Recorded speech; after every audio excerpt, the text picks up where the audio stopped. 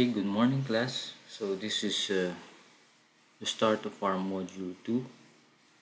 In this module, we first try to understand concrete as a structural material. So the National Structural Code of the Philippines is the basis for this lecture, and this module introduces the basic guidelines for the design and construction of buildings using structural reinforced concrete, or concrete with reinforcement, and structural steel in accordance with the provisions of the NSCP 2010 code and also the latest 2015 code. So the objective of this study is to understand the basic concepts of structural safety on the use of structural concrete and steel. So first we try to understand some definition of terms that we need to further understand the provisions of this code. So for the first one, that's the admixture. So the admixture is a material other than water, aggregate, or hydraulic cement used as an ingredient of concrete and added to concrete before or during its mixing to modify its properties. So this admixture is actually an optional requirement for your concrete quality. Okay, so you may add or may not add an admixture. For concrete, so this is a mixture of Portland cement, fine aggregate, coarse aggregate, and water with or without admixtures. Okay, so the basic requirement for Portland, for concrete rather, is cement, fine aggregate, coarse aggregate, and water. Okay, so concrete specified compressive strength is the compressive strength of concrete used in design and evaluated in accordance with the provisions of Section 3 of this guideline. So this concrete specified strength is actually taken from or based from the compression test requirement for concrete. Okay, so in your testing of materials, you have conducted some kind of a test procedure. So reinforcement. So reinforcement is a material that conforms with this section 2.b.4. So other word for reinforcement is rebar. Okay, so which stands for reinforcing bars. So reinforced concrete is a concrete with no less than the minimum amount required by the code. It can be pre-stress or non-pre-stress. So this is non-pre-stress is the reinforced concrete that most construction projects are using. Sorry.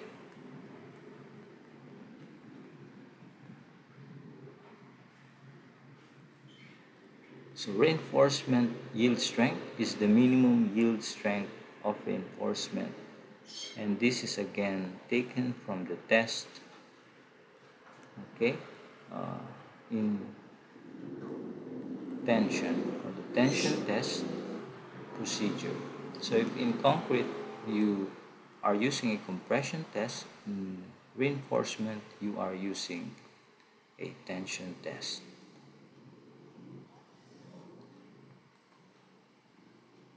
So number 2, specification for tests and materials. Tests of materials may be required by the structural inspector used in concrete construction to determine if materials are of quality specified. So normally, a structural inspector is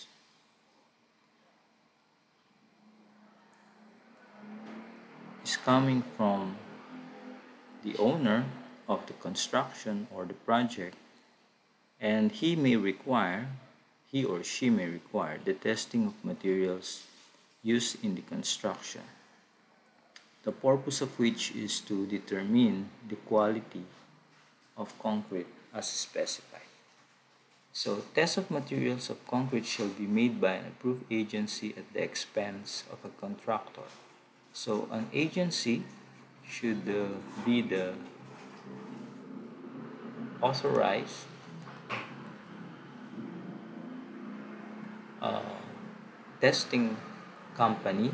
So, this must be authorized by the government, okay, to conduct such test, and it must be conducted at the expense of the contractor, meaning to say the cost of testing must be shouldered by the contractor. If in case there is no contractor involved in the project, the owner will be the one to shoulder the expenses, and such tests shall be made in accordance with the standard listed in this section.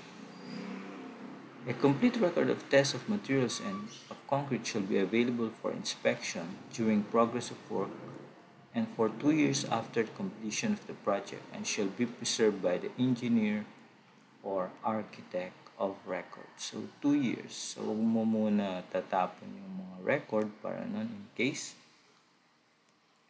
kailangan. So, you can actually make use of it as a reference. So, material type as per ASTM designation. So, we have ASTM C150 for Portland cement, ASTM C33 for aggregates. And the aggregates should show adequate strength and durability and must pass the maximum size requirement. Okay, so it cannot be very big because it can actually cause honeycombs or voids when you pour it to the forms. So the nominal maximum size of concrete aggregates shall not be greater than 1/3 the depth of the slab. If this is your slab and the depth is h, okay, so the size of the aggregate here must be less than or equal to 3/4 of h, okay, or sorry, 1/3, rather 1/3 of h. And the minimum clear spacing of the bars or wires shall also be the basis of your maximum size. So if we have here a slab with some reinforcement there, you have here the clear spacing, and you also have here the clear cover. Okay, so if the clear cover here and there, so this the maximum size now shall be 3/4, okay, shall be less than or equal to 3/4 of C or 3/4 of S, okay, and these limitations may be waived or may be ignored if in the judgment of the engineer workability and methods of consolidation are such that concrete can be placed without honeycomb or voids, okay, but if you want to make sure that your concrete will pass the requirement, better follow the standards. Okay, let's go to water. So water used in mixing concrete shall be clean and free from injurious amounts of oils, acids, salts, organic material, or other substances that may be deleterious to concrete and reinforcement. So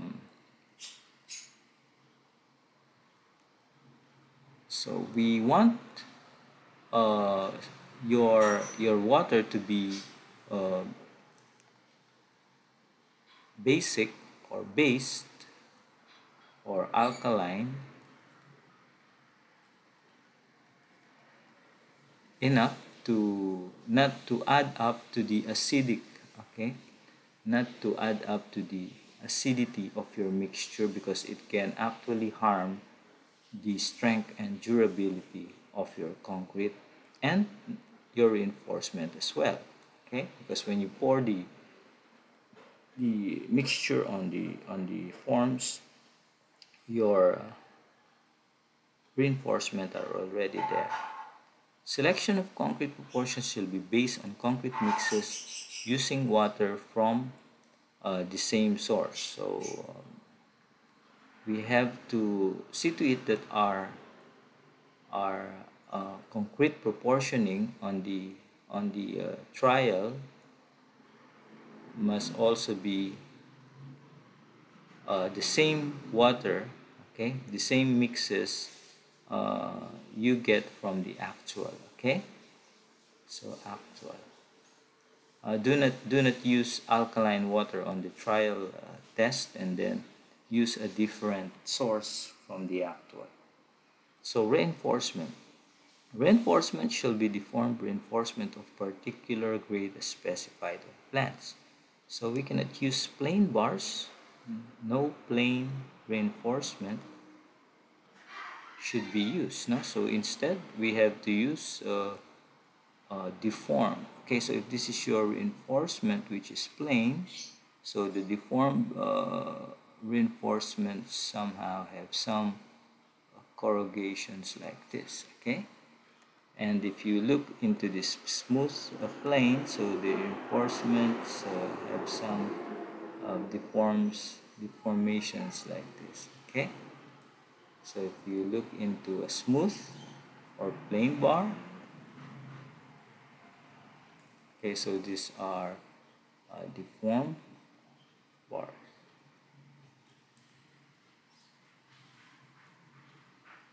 Okay, no reinforcing bar should be welded. So you cannot use welding procedure on joining bars unless indicated on the drawings and steel specification, except for A706. So these A76 are weldable bars, but they are a little bit expensive than the ordinary. And it must be supplemented to require report of material properties coming from ANSI, AWS, and PNS standards. Okay, so the form reinforcement shall be in accordance with ASTM A 615, 616, 617. So all of these are the non-weldable. Okay, non-weldable, and these are weldable. Okay.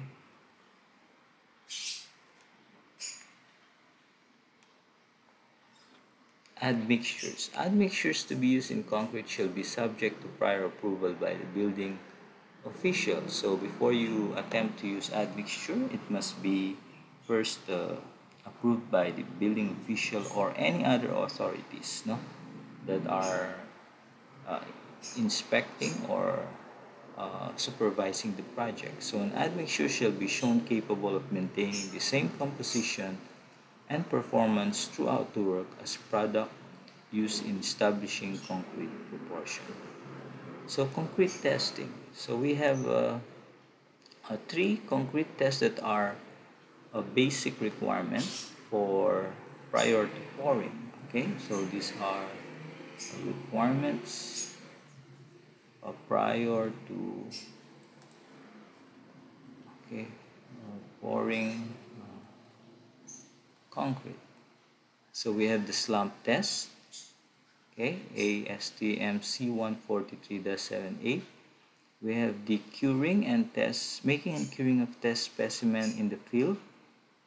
Okay, making means preparation. Curing means the amount of the conduct of maintaining the temperature and uh, uh,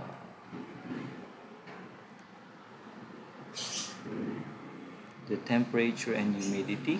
Okay, something to do with the temperature and humidity. Okay, and compressive stress or compressive test that we need in order to qualify the value of your FC. Okay.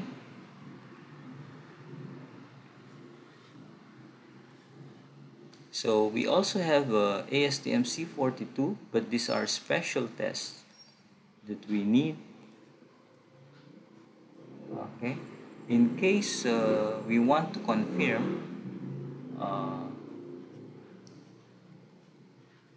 the quality of your concrete because of the presence of honeycombs and voids. Okay, so honeycombs and voids are just same words. Welding. The welding of reinforcing steel, metal inserts, and connection should conform to these ANSI AWS standards. So let's go to section 3 on concrete quality and evaluation and acceptance. So concrete shall be proportioned to provide an average compressive strength as prescribed in the general notes of the approved structural plans.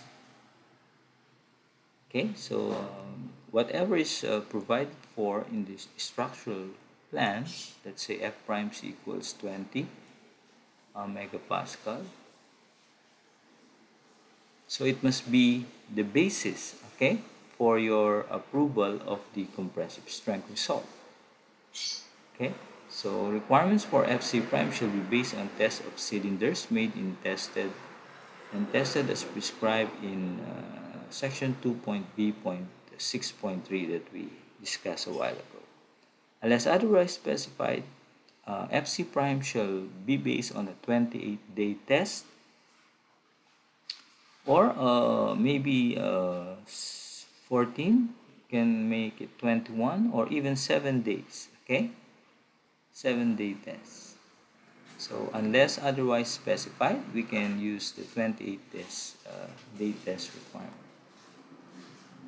So selection of concrete proportion. Proportion of materials for concrete shall be established to provide workability and consistency, resistance to adverse exposure condition, and conformance with strength test requirements.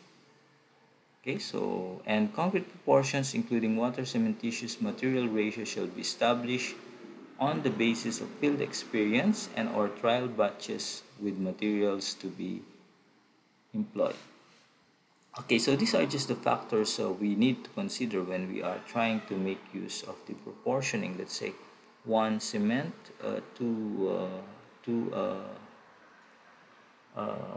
sand and 4 gravel plus how much water. Okay, so we have to make use of your water cement ratio. So this is actually the aggregate cement ratio, and the water cement ratio here shall be measured on the basis of more or less 30%, which is very ideal, and it is actually uh, putting some problems on your workability. Okay, problems on workability. So what do we do if there are problems on workability?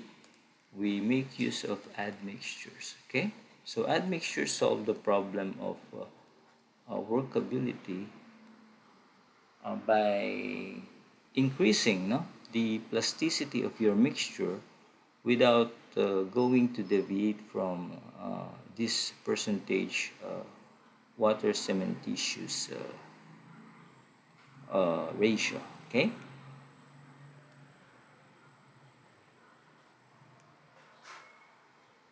so for letter C, evaluation and acceptance of concrete. So we have a frequency of testing. So how do you evaluate now and accept concrete if it is of good quality or not? So we have to take samples for strength tests of each class of concrete placed each day, um, and it shall not be taken.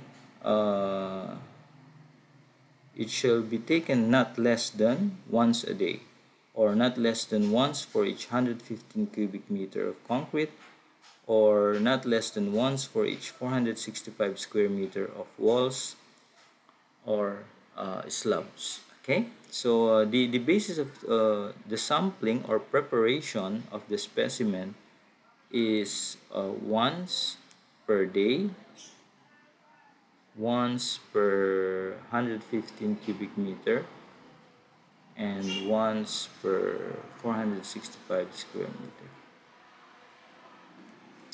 But on a given project, if the total volume of concrete is such that the frequency of testing required by this section would provide less than 5 strength tests for a given class of concrete, tests should be made from at least 5. Okay, so the minimum here is set to 5 tests. Okay.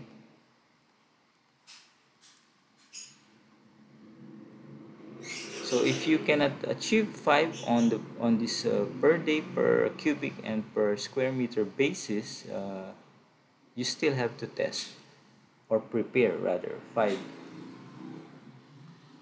samples. So when total of quantity of given class of concrete is less than 40 cubic meter, okay, so if it is less than 40 cubic meter, then no test is required. If the evidence of satisfactory strength is submitted and approved by the structural inspector. So these are for small projects, okay, and these are for big projects, okay, so these are for big projects.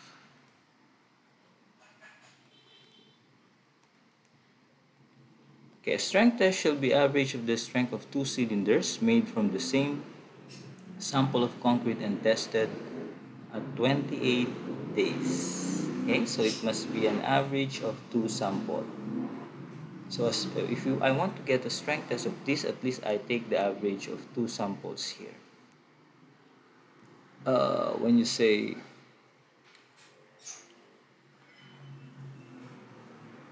okay, testing, it can also be changed in terms of the number of days test age required. Can be 14, 17, or even 7 days. No? So for strength tests conducted prior to 28 days, an equivalent 28-day strength shall be calculated on the basis of the formula. So I'd like to update the formula, that's why I will not place it here. So I'll just give you the updated formula later, okay? So strength level of an individual class of concrete shall be considered satisfactory if both the following are met. Okay, so the first requirement for a satisfactory concrete is that the average of FC must always be greater or at least equal to FC prime. And no FC prime, okay, of the sample, of one sample, can be less than 3.45 megapascal. So every prime of the sample must be at least rather greater or equal to FC prime minus 3.45, okay, in megapascal.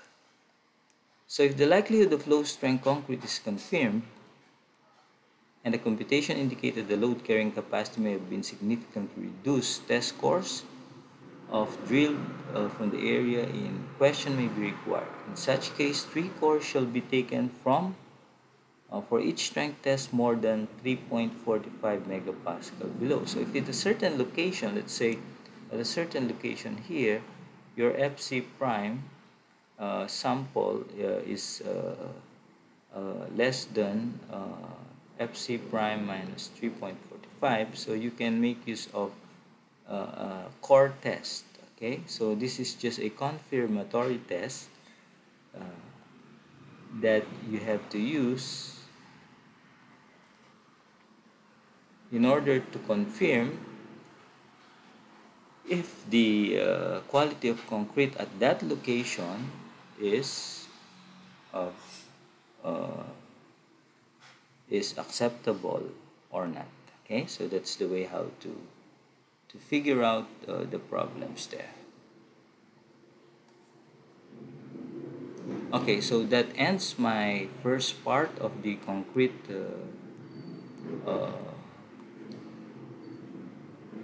evaluation, okay, on the based on the NSCP 2010, or rather 2015 code. So thank you very much.